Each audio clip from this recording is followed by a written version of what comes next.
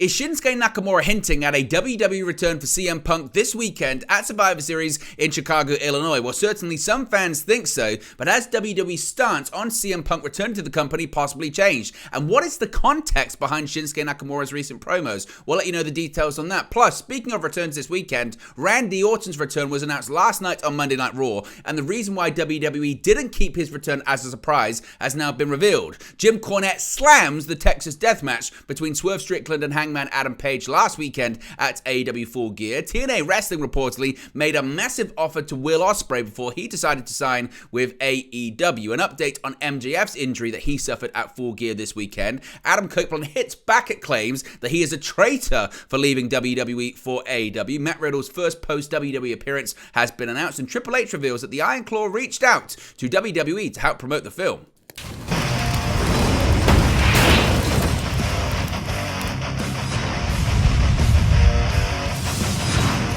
Hey guys, welcome back to Wrestling News 365. Hope everyone is doing very well. As always, there are plenty of news stories to get into in the world of professional wrestling. Let's start off talking about CM Punk possibly returning to WWE. At least that's what people believe could happen this weekend at Survivor Series in Chicago, Illinois, particularly when it comes to recent promos and strange words used by Shinsuke Nakamura. Now, as Survivor Series in Chicago draws closer, fans are still speculating about a potential CM Punk return to the company on the show, with WWE officially announcing Randy Orton as the final member of the babyface War Games team. The eyes of CM Punk fans have turned to Shinsuke Nakamura. In recent weeks, Nakamura has been talking to a mystery person in backstage segments, saying that he has been waiting for them. This, in conjunction with Nakamura hitting Ricochet with a GTS recently, has led to speculation that he is talking to CM Punk, who could face Nakamura at Survivor Series. Well, Sean Ross Sapp has provided a bit of an update on this, but before we get to said update, let's actually have a closer look at just one of the promos that Nakamura has done recently. This was after Raw last night, after Nakamura's victory on the show, and some people are saying that he's actually talking directly to the former AEW World Champion. How long? How long do I need to wait? I'm ready to fight. Where are you? I know. Where are you? You are close. I take all from you. This is my opportunity. I'm waiting. I know where you are. You are close. Survivor Series is close. Chicago is close. CM Punk would be close in Chicago. So is he talking about CM Punk? Well, according to Sean Ross Sapp of Fightful Select, as of last night, Fightful have been told that WWE's stance hadn't changed on CM Punk at Survivor Series. It is pro wrestling, of course, so anything certainly is possible. However, when it comes to the context of Shinsuke Nakamura's promos, many people are wondering, well, if he's not talking about CM Punk, then who is Nakamura talking about? Well, this is where it does get interesting, because Sean Ross Sapp of Fightful has confirmed that talent that they've spoken to have not been informed as to the wider context of Shinsuke Nakamura's call out. So people backstage are asking the same questions. Who is Nakamura referring to when he's talking in these promos? Do you think that WWE has been able to keep this one so hush-hush and CM Punk is going to return at Survivor Series? Or do you believe the reports that are out there that say CM Punk is not going to return this weekend in Chicago? There have been no talks. However, he could return at some point in the future. Let me know your thoughts about it. Who do you think Nakamura is referring to? Is it just a case of Nakamura doing promos? Is it just a case of WWE wanting people to talk and keeping people hooked and interested? Let me know your thoughts about it in the comments section below. Now, one person that is returning this weekend at Survivor Series is Randy Orton. That was confirmed last night on Monday Night Raw, and the reason why WWE didn't keep Randy Orton's return at Survivor Series a surprise has now been revealed. After 18 months away, Randy Orton's WWE return date was officially announced, with him set to be the final member of the babyface War Games team at Survivor Series this weekend in Chicago. On last night's show, Drew McIntyre revealed that he was the final member of the Judgment Day's team in War Games, with Adam Pearce then telling the babyface team that they needed to find their fifth member by the end of the night. To close out the show, Cody Rhodes revealed that their partner was Randy Orton, though the Viper was not named, nor did he physically appear on the show. However, WWE AEW did confirm Orton's return on social media once Raw went off the air. Now, the decision to not save Orton's return for a surprise on the show itself had confused some fans, and the real reason that didn't happen has now been revealed, and it's exactly what you think it is. Per Sean Ross Sapp of Fightful Select, the reveal of Orton being the partner was done intentionally as not to have a mystery angle heading into the show and preventing fans from thinking that CM Punk would be the mystery partner. Of course, Orton last wrestled in May 2022 when the Usos defeated RK Bro to unify the Raw and SmackDown Tag Team Championships. As I mentioned, WWE's stance on a potential CM Punk return is said to be, quote, unchanged from the previous report. So do you think WWE made the right call when it came to not having Randy Orton appear on the show, but also actually confirming his return to ensure that fans didn't get their hopes up and then were let down or disappointed by that? Let me know your thoughts about that in the comment section below. Now, many people are talking about the Texas Death Match this past weekend at AEW Full Gear, with Swerve Strickland defeating Hangman Adam Page. But one person has been very critical of the bout, and that being none other than Jim Cornette. The Texas Death Match between Hangman Adam Page and Swerve Strickland at AEW Full Gear has received praise from much of the wrestling world, and the contest is expected to receive some votes when it comes to Match of the Year voting next month in December. The match was a particularly gruesome affair, with Hangman Page's rampage with a stapler opening the contest. This was followed by barbed wire getting stuck in Hangman's face, and the former AEW World Champion actually drinking Swerve Strickland's blood and then spraying the liquid into the air, a bit like Triple H, just with no water but with blood instead. The match does have its detractors though, and one of them is Jim Cornette. The former Midnight Express manager actually didn't take issue with the level of violence though, and he went on a spirited rant about Hangman Page stapling Swerve Strickland instead of hitting him in the face with the staple gun. He said, quote, okay, so then Hangnail gets a staple gun and staples Swerve's chest. He's stapling him in the titties, not in the nipples. That's against the Geneva Convention. And then he gets a format or a piece of paper or whatever, and he staples it to Swerve's arm. Now, meanwhile, Brian, you know what a staple gun looks like? You worked in an office. Do you think most people know what a staple gun looks like? It's a big metal thing. You squeeze it, and it's got the thing that goes across your fingers, and you squeeze it, and it staples, right? Cornette began on his Jim Cornette Experience podcast. If you're in a fight with an MFer, especially if you look like Adam Page and the other MFer looks like Swerve Strickland, and you've got a staple gun in your hand, are you going to staple him in the titty, or are you going to draw back and punch him in the bridge of the effing nose with it? That's the idea. He's got brass knuckles in his hand, and he's stapling this MFer's arm. And then he stapled his face, and Swerve is letting him do it. And because we all know this is all fake because of the general overall presentation of AEW, people are sitting there going, well, this stupid MFer is letting this other stupid MFer staple his effing cheek and his titties. And at that point, somehow he's busted Swerve open also, and Swerve hit a gusher and starts pouring blood. And this is where Page lays down on his back as Swerve is bleeding, bending over bleeding from his head, lays down on his back and opens his mouth so that he can drink Swerve's blood to show how badass he is, Cornette continued. And I believe at that point, again, I go back to when Lyndon Johnson said after Cronkite came back from Vietnam, if we've lost Cronkite, we've lost America. I think they've lost the female audience that they might not have had to begin with on that one. And again, they might have lost the network that they potentially might or might not have had off that one. You effing idiot. He's no better than the plumber or the effing bank-addicted drug robber. He's got more hair. That's it, Page. Otherwise, he's a stupid and demented and effing distasteful.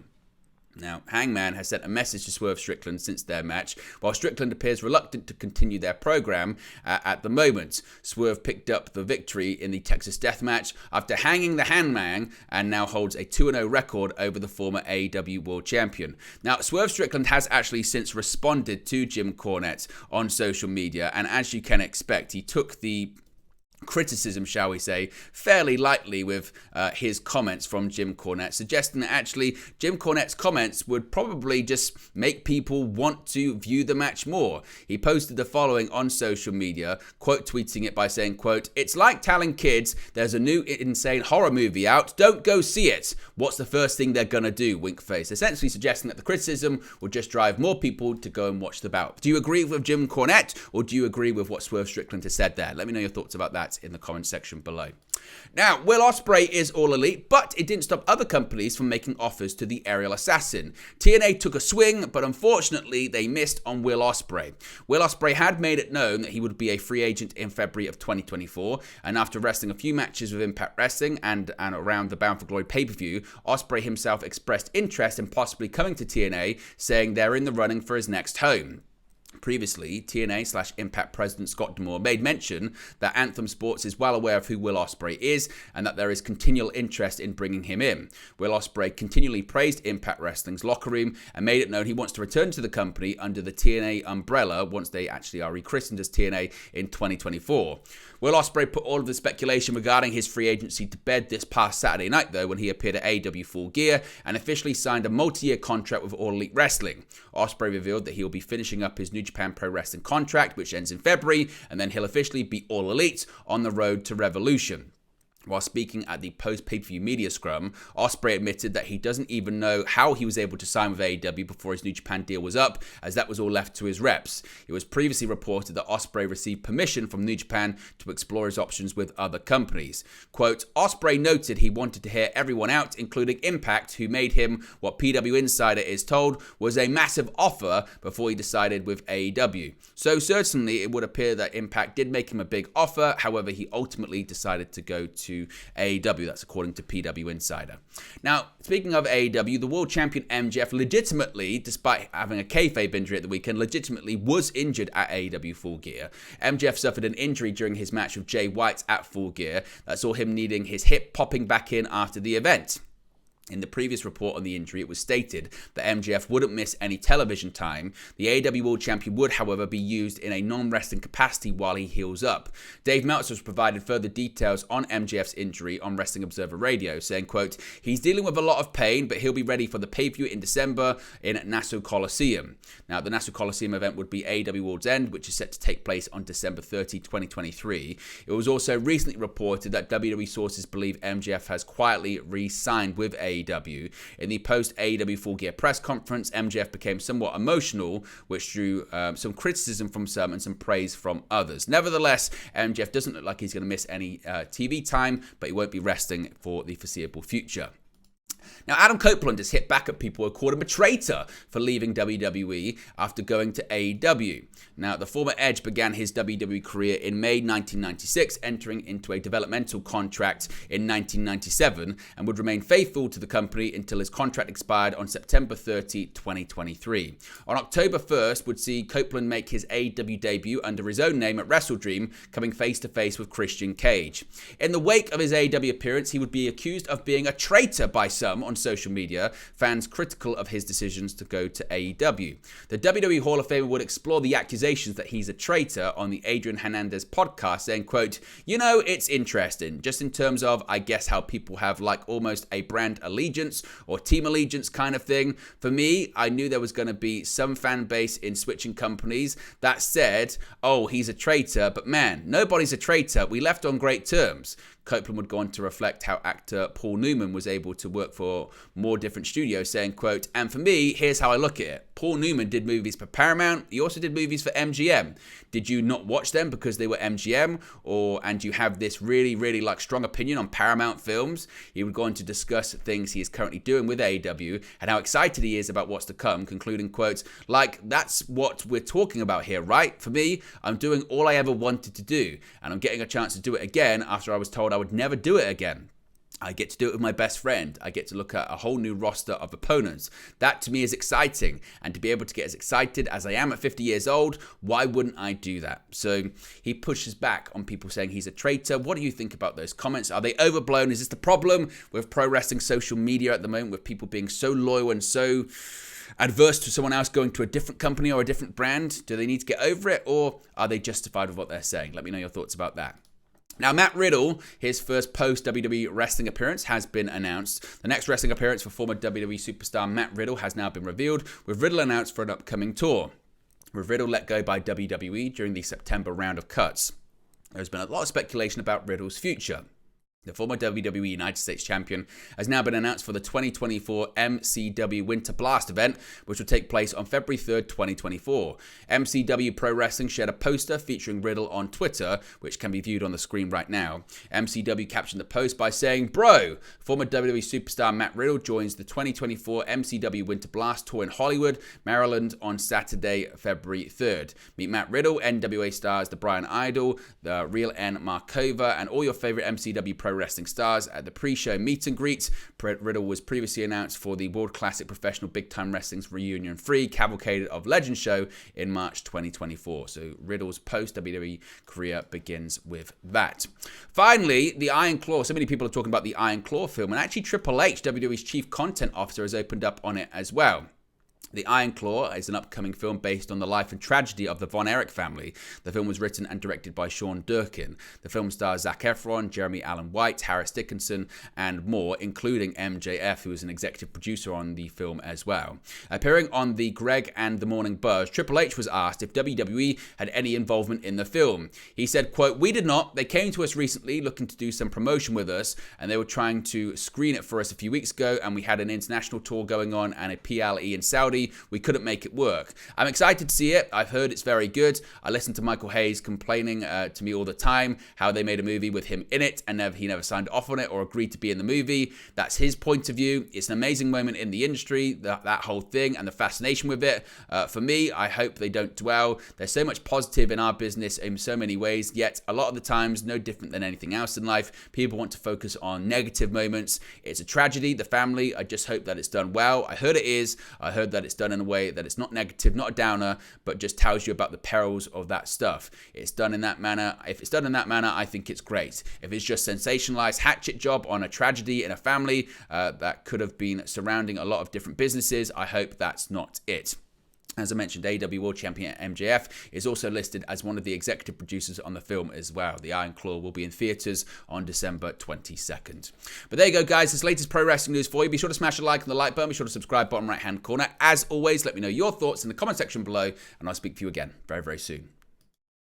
Hey guys, thank you for watching, listening, streaming, or however you come across this video today. Be sure to click on the video on the right there to watch our next video, or click the bottom there to subscribe, or the bottom right hand corner. Thank you very much, and I'll speak to you again very soon.